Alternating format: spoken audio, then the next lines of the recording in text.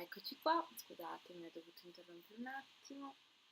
Allora, andiamo subito a vedere questo video.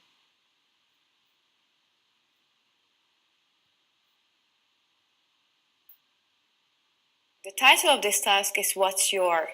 And the aim of it is to practice a grammatical structure and to consolidate students' knowledge about it. In particular, it's about question words and asking questions. The activity itself can be used for various purposes, other grammatical structures as well, but in this particular case, we're going to practice asking questions with one particular question word. The point is that you should always focus on one item at a time, so one question word. And this is extremely important in case of dyslexic students, as they may have problems with their working memory. And then in mainstream course books, question words are very often taught simultaneously. As for preparation, the only thing you need is to prepare a mind map and a set of cards to each student or a pair of students. As for the mind map, you can create it with a mind map maker program like this, or simply you can draw one on an A4 size sheet paper. The basic principles of creating a mind map are like this. So please just put the paper in a horizontal position and then write the keyword in the middle of the paper, capital letters, that's important, and then add all the other items around it. And it's also important to link each sub-item to the keyword with a clearly visible line. And that can be done on the computer and with pen and paper as well. So besides the mind map, you should also create a set of cards with the keywords around, with the sub-items around the keyword. In this case, they look like this. I either use examples or some pictograms, for instance, this one for an email address, or numbers for a telephone number. So as for the instructions, first you should give out the cards to the students and then write the keyword to the middle of the board, like this.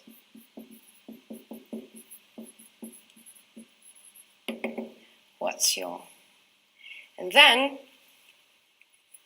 hold up the cards one by one and elicit the meaning in English from the class. If it's a whole class task, then just ask the question, and then hopefully some of the students or one of the students would know the answer, like, what does this stand for? And then this is for an email address. And then you may involve the students in this exercise, like sticking the card on the board and pick a line. So like link each item one by one to the keyword in the middle. So you should do it one by one. The most important thing is to add the word as well. So like this stands for email address.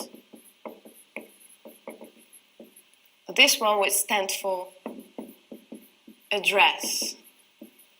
And then ask the student one by one and finish the mind map with all the cards gradually. And after that, you can ask questions. First, like, what does this stand for? One by one. And then they could either read the word or just learn by heart or compare them, etc. And you can also ask the students to ask questions and answer them in pairs. To make it more difficult, you simply wipe off the word and do it once again. And then as a final step, just ask the students to ask questions to each other in pairs and also answer them. Or if it's a whole group class or a whole class task, then ask the students to ask a question and then choose the next student to answer it and ask the next question. And it goes on like this.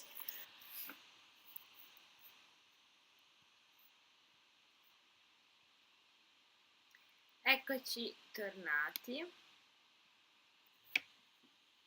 Perfetto, quindi questo era l'esempio nel video, quindi abbiamo visto un altro possibile esercizio da fare.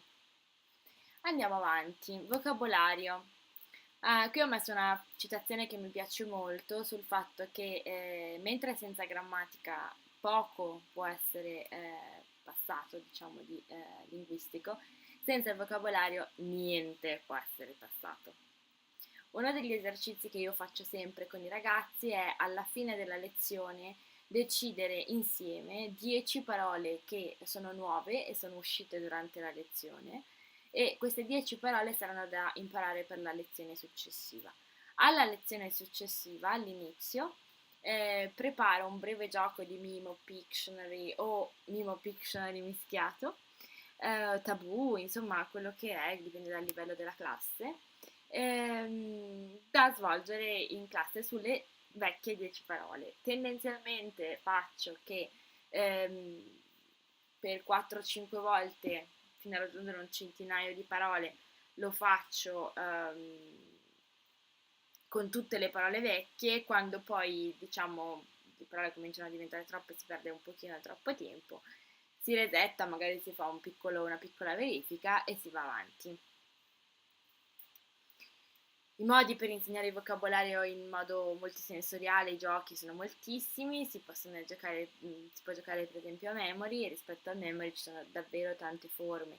Si può usare un memory classico solo con le figure facendo però pronunciare le cose, si può usare invece un memory che ha la parola e l'immagine da unire, si può usare con i numeri, si può usare con le lettere, anche con i phonics, si possono fare molte cose con questo gioco.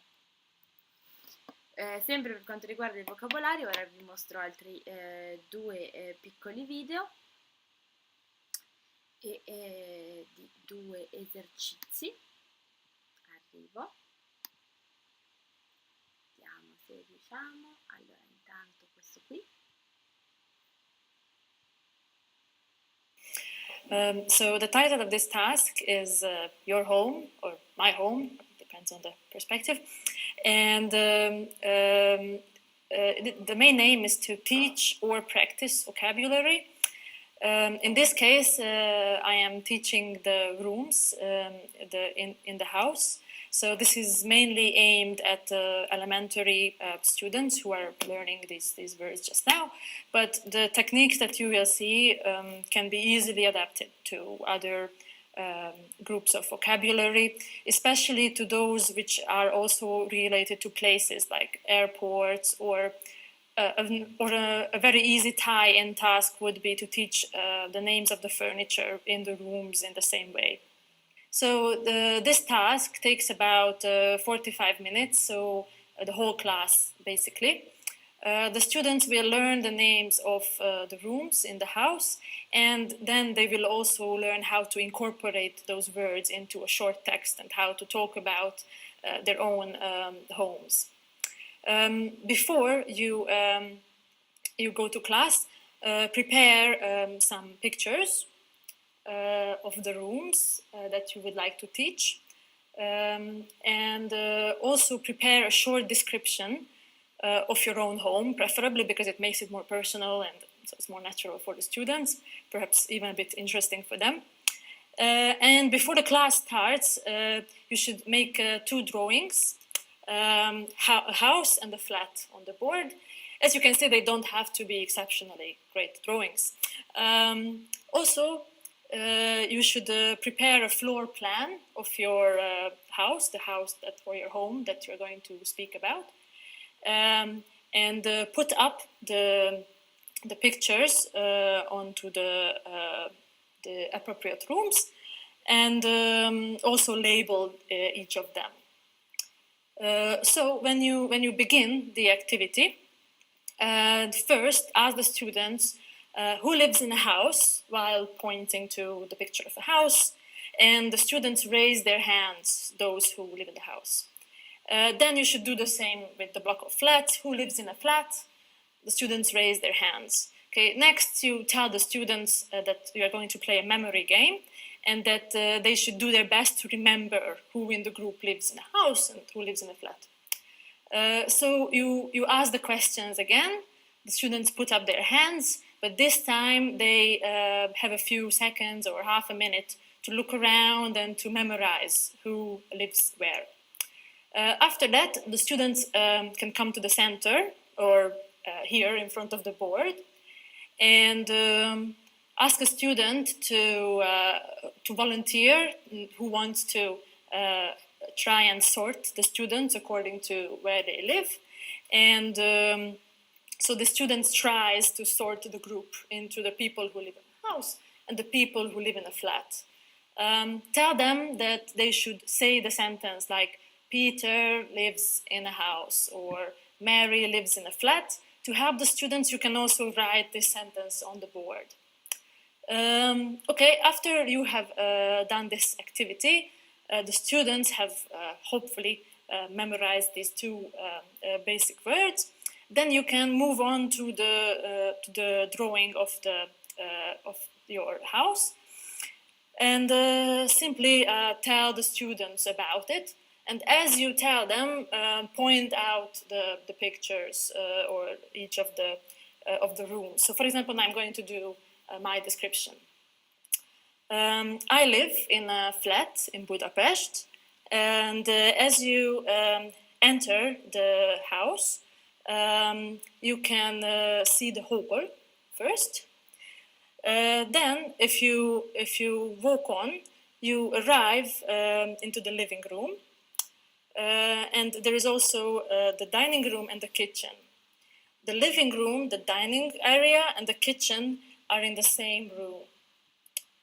To the right, you can find the toilet.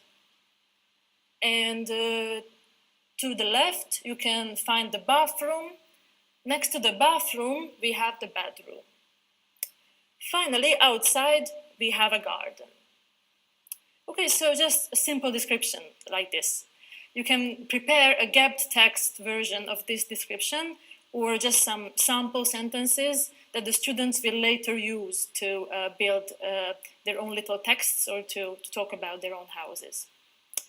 Okay, after you have pointed out the rooms, then do it again, talk about your flat again, but this time when you mention each room, do a little mime. So, for example, I can say, there is the bathroom, and then I mime showering or bathing. Or next to the bathroom, there is the bedroom, and then I can mime sleeping. For the garden, it can be digging or something else. Then, after this step, when you do the description again, you should not mention the name of the rooms. You just do the mime and the students say the name, okay? You can do this several times. You can do this part in different variations until the students you think remember or are more confident with the names of the rooms. If you think you have reached this stage, then again, you can remove the pictures. So remove all of them one by one, put them face down, and then you hold them up to the students so that the students can see it, but you can't. The students mime, and you say the name of the room. Or you can do it the other way around. It depends on how well you think the students have mastered the words. After this stage, the pictures are again up. However, this time you can erase the names one by one. So, for example, I have erased the whole, and I say hall, toilet, bathroom, bedroom. The students repeat after me or one by one. And then in each round, I erase another name, another label, so that by the end, only the pictures remain and the students can tell me all of the rooms without the labels. When you are done with this stage, then you can give the students this gapped text that I mentioned, which has sample sentences on them, and they can work individually or in pairs to create their own descriptions. If you have any time remaining during the lesson, then the students can use it to practice speaking about their houses or flats based on these descriptions. And for homework, they have to practice more or write a longer description, and then the next lesson they have to present this little text about their house. So basically, this is how the activity goes. Eccoci qui, abbiamo visto questa è un'attività che mi piace moltissimo, sinceramente. L'ho svolta diverse volte con i miei studenti e devo dire che è un'attività che presento sempre anche durante i corsi perché funziona molto e mette comunque in pratica diverse delle cose che ci siamo detti. Vi mostro un'altra attività.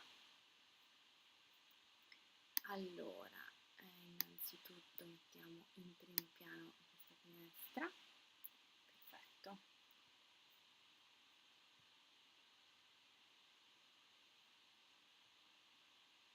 The title of this task is Similar Words, and the aim of it is to help dyslexic students distinguish similar words in terms of both sound and form.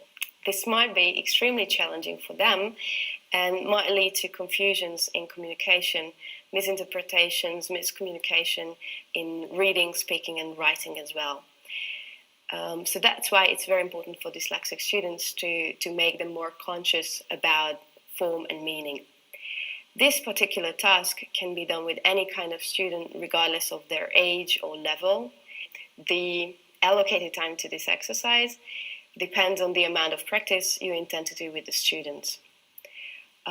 As for preparation, what you need to do is to select the most difficult words your students are struggling with, maximum 2 or 4 pieces, to avoid confusion and to make them comfortable with the intended vocabulary items. And then just prepare a set of cards to each student. And what is important is to color code the words as well, because it makes the students more comfortable with reading. So what I did in my case is I selected 3 words. The first one was bear, the second one beer, and the third one beard. And then I just distributed the cards to each student and then pronounced the words one by one and asked the students to point at the correct card. Or if it's a whole class task, then you can also ask the students to hold up the cards quite easily. So the first step is to pronounce the words one by one and make sure that they get the correct card in their hand. As a second step, you might check the meaning of the words in their native language. Like literally word for word, just check the word in the native language and they will hold up the appropriate card. As a third step, you should put the words in example sentences, and the students are asked to do the same, holding up the appropriate word. For instance, yesterday afternoon I saw a bear in the zoo. Or Joan asked for a pint of beer in the pub. Or I don't want to grow a beard, for instance. And as a final step, if you still have some more time and you want the students practice a little bit more, then you may ask them to create funny sentences and provide drawings for them. For instance, I saw a bear with a beard drinking beer last night. And practically that's it. So it's quite short and really useful and makes them... Eccoci qua. E questa era l'attività numero 2 che volevo mostrarvi. Questa è molto interessante per capire diversi tipi di pronuncia. Capiamo un secondo come presentare le parole nuove. Le parole devono essere presentate in contesto, non possono essere presentate isolate, perché le parole isolate non restituiscono una realtà e non arrivano all'emozione, non aiutano all'immagazzinamento in memoria.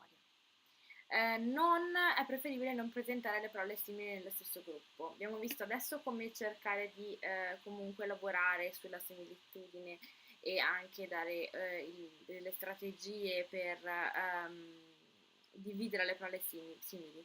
Però è meglio comunque, soprattutto con ragazzi con difficoltà, non presentarle almeno nello stesso modo. Invece è consigliabile lavorare per contrari opposti, cioè fare bitter and sweet nella stessa lezione e così via. Non presentare più di 8-10 parole nuove per volta. Mi sapete per caso dire, o comunque riuscite a pensare a un'attività di spelling che sia inclusiva? Io ho messo qui ovviamente le più ovvie, tra virgolette, nel senso che si possono usare immagini, ripetizioni, flashcard, games soprattutto. Ci sono diversi esercizi anche sullo spelling che si possono fare e ci sono degli esercizi proposti a pagina 22 su cui lavorare anche in gruppo.